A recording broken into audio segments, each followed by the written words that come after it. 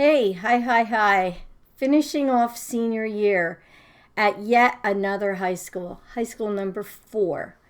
So in the program, they sent tutors from Atlantic City High School. I never was on campus in Atlantic City, but the tutors did all my classes via Allentown through Atlantic City High School. And that's how I attended class. It was all tutoring, nothing on campus. They came right to the program. It was located on, it was called NARCO, like I said, and it was run by John Brooks. And now the program is still there, but it's more of a bigger center. They got all kinds of funding and grants.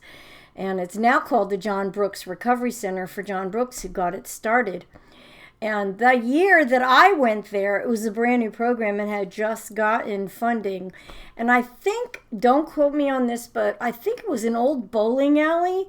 And the main part of the bowling alley where the arched roof was where we had the classrooms and the meeting rooms and all that. And on the sides, off on the other side, was the guys' wing. And then on this side was the female place. Now, this was maybe, I would say, mostly adults. I remember there were only 6 people under 18. Pick me, I was one of them. And that was an odd thing, but we had our own teacher. Her name was Beatrice Stafford, and I'm guessing she was way old back, not way old, but she was in her 50s back then. So she'd be, unless she's, tottering around, I don't know. But anyway, she was great. She was like a little mama. Now, I have to say this, and it was hard for me to say in the other video because I understand it's a sensitive subject, but it was a culture shock for me because the majority of the program and John Brooks and all the staff, I think except for one person, was black. And guys, I loved Motown. You know how I felt about the Garden of Gethsemane preacher and all that. So it really wasn't like a hard pill to swallow or anything like that. I was like, okay, fine, whatever, I'm in. And they were so good to me. I learned so much about that culture. And I took on their ways, and I had my hair plaited, and I did their dance. We had staple singers. Yeah, I learned how to do all the dances and stuff, and they just took me in every single morning that I remember. It was nice because it was a group, and we'd gather around in one of the big meeting rooms, and I can't remember if it was Beatrice or was it one of the other women that was running the program, would sit at this big upright piano, not a grand piano, but an upright, and she'd sing, "Oh, happy day, yeah, when Jesus was." And that song made me cry because it was in Sister Act. I sing Sister Act Part 2. And they just loved me.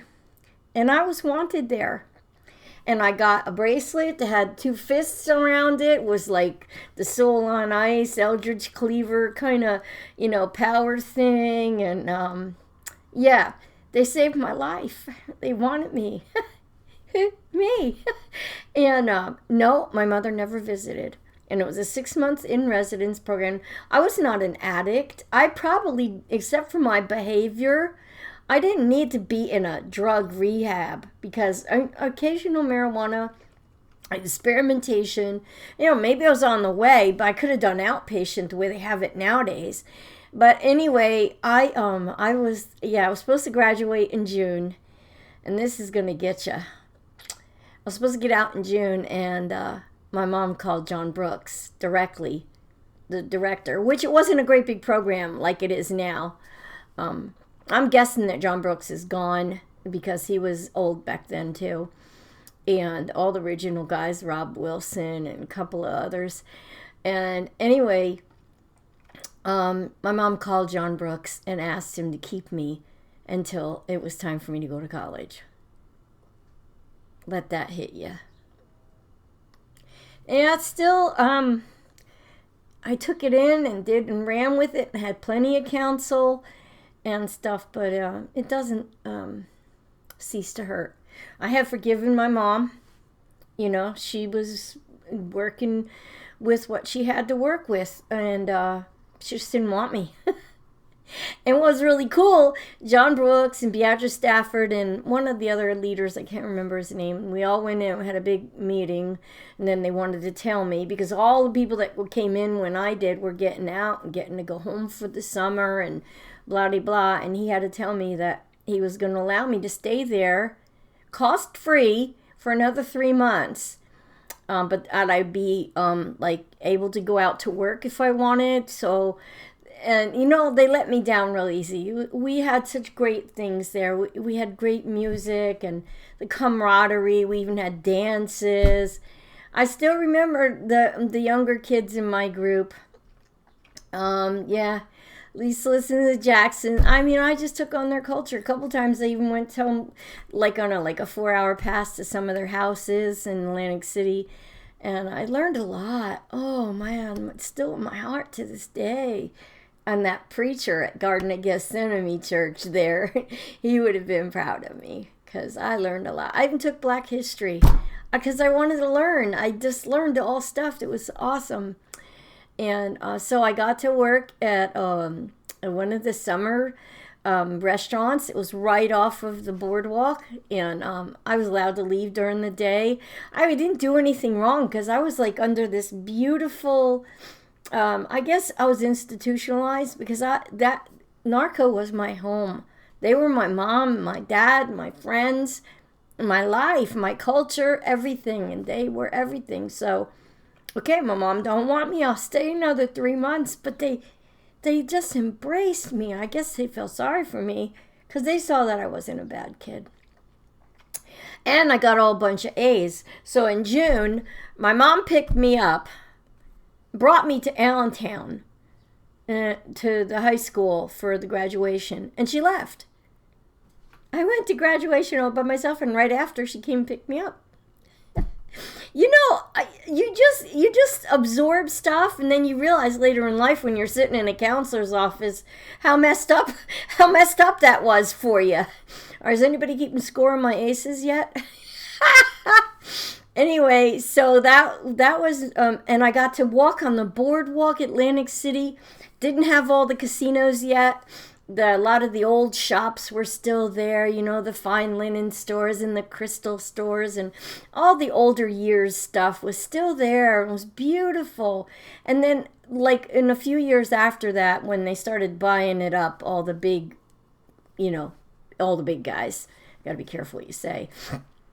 All of a sudden there was a lot of changes on the boardwalk. But, be that as it may, life moves on. But I worked all 3 months, saved up a little bit of money, and the week I got accepted, this is the great thing. They helped me get a scholarship through VRD, and I had a full 4-year scholarship for Fairleigh Dickinson University, which I'll talk about in the next thing because not everything plays out like a dream. Because I could have just stayed in Atlantic City forever. Yeah, I don't want to leave my binky. You get attached to your little binky blanket, and that was a safe place for me. And I wrote, and I got A's, and I graduated. And then as soon as I graduated, my mom dropped me back off Atlantic City. I never got to see my brothers. It was a big swallow. There, we'll put it that way. Anyway, we're up to 9 minutes, so next one will be a little bit about college. I hope I'm okay. That's the whole reason I'm doing this. Look at all the stuff, all right? And somehow, I don't know, it's a mystery, I made it. Oh, God love you guys. And if you're a hurting person and you need just to chat, the website thing says how to chat with me and all that. Just as a friend or, consultant, whatever. I don't know. I have a heart for broken people.